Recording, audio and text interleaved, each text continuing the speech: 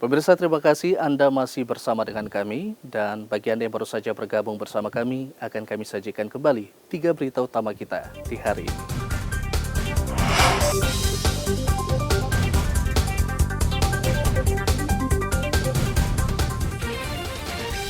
Dua warga Papua Nugini diringkus polisi karena selundupkan narkoba ke kota Jayapura. Dua senjata api diserahkan warga ke Polres Manokwari. Sekolah Dasar Negeri Inpres Sentani disegel pemilik tanah karena belum dilunasi pemerintah.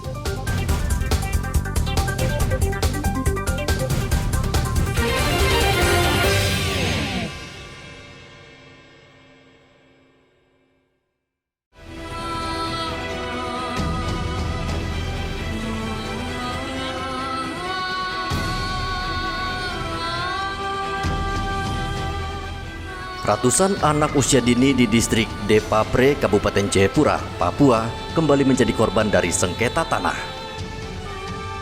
Sekolah Dasar Negeri Inpres Depapre sejak Senin lalu tidak bisa lagi digunakan karena pemilik tanah ulayat menyegel sekolah. Akibatnya, siswa terancam tidak bisa melanjutkan pelajaran jika kondisi ini terus berlarut. Kepala SD Negeri Inpres Depapre Lukas Pararem terkejut dengan penyegelan ini karena tidak ada koordinasi antara pemilik hak ulayat dan pihak sekolah. Beruntung, penyegelan menurut Lukas terjadi setelah ujian kelulusan dan semester. Lukas tidak bisa berbuat banyak karena tidak memiliki wewenang. Namun ia sudah berkoordinasi dengan Dinas Pendidikan dan Dinas Pertanahan Kabupaten Jayapura karena sebentar lagi akan penerimaan siswa baru. Mengingat ke depan agenda kami penamatan siswa baru, penamatan dan penerimaan siswa baru yang akan dilaksanakan untuk tahun pelajaran 2024-2025. Nah, mungkin itu yang dari kami. Jadi dengan pemalangan ini, jadi siswa-siswa baru terancam tidak bisa. Iya, kemungkinan besar seperti itu. Kami tidak bisa buka pendaftaran untuk siswa baru. Yang rencananya nanti tanggal 1 bulan Juli penerimaan siswa baru itu, kalau sampai pemalangan ini berlanjut berarti tidak ada penerimaan siswa baru.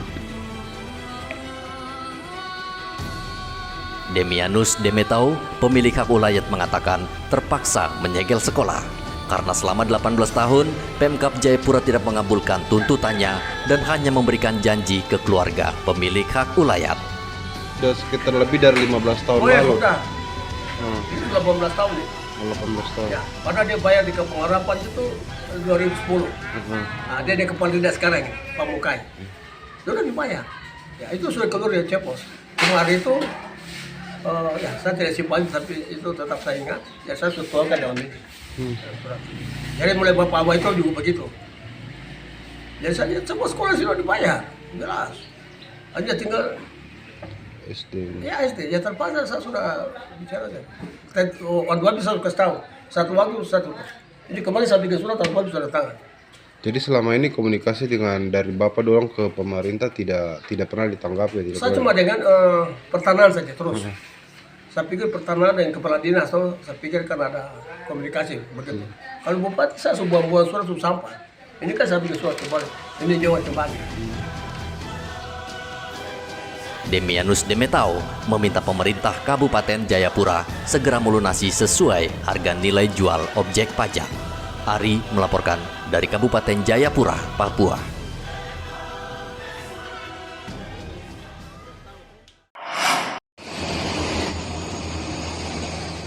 Badan Meteorologi, Klimatologi, dan Geofisika Jayapura memperkirakan wilayah Papua saat ini sudah memasuki peralihan musim hujan ke musim kemarau.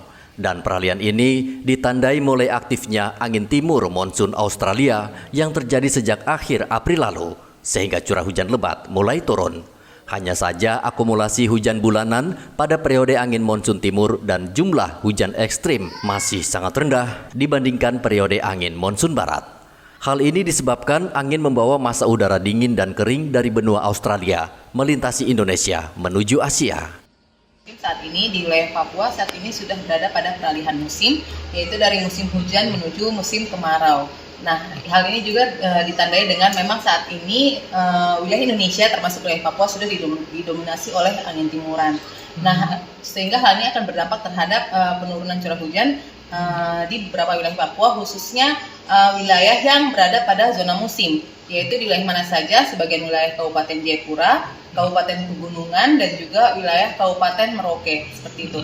Nah, untuk perakiran cuaca sepekan ke depan, pada umumnya diperkirakan Provinsi Papua umumnya didominasi oleh cuaca cerah berawan hingga hujan ringan.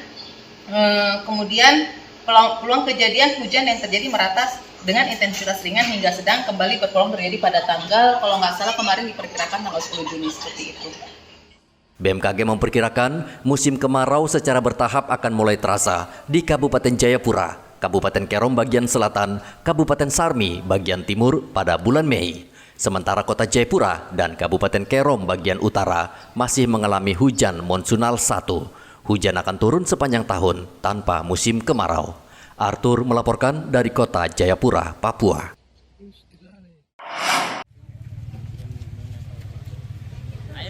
Untuk memberikan kemudahan kepada masyarakat mengurus SIM, Satuan Lalu Lintas Polresta Manokwari menggelar kegiatan SIM ke kampung yang bertempat di halaman Polsek Masni, SP7, Manokwari, Papua Barat.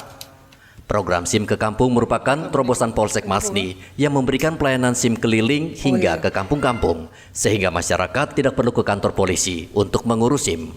Untuk itu, Polresta Manokwari melaksanakan sosialisasi ke masyarakat, termasuk memberikan pemahaman pentingnya tertib berlalu lintas. Sebagian besar masyarakat di Manokwari menyambut positif program SIM keliling itu. Berterima kasih kepada Kapolresta Manokwari atas adanya pelayanan SIM di wilayah Masni, dan kami merasa puas atas pelayanan ini. Semoga kedepannya bisa semakin rutinitas dan semakin ditingkatkan. Mengingat masih banyak warga yang tinggal di kampung terpencil dan jauh dari Polresta Manokwari, tidak heran banyak warga Manokwari yang saat ini belum memiliki SIM karena enggan mengurusnya. Edi melaporkan dari Manokwari, Papua Barat.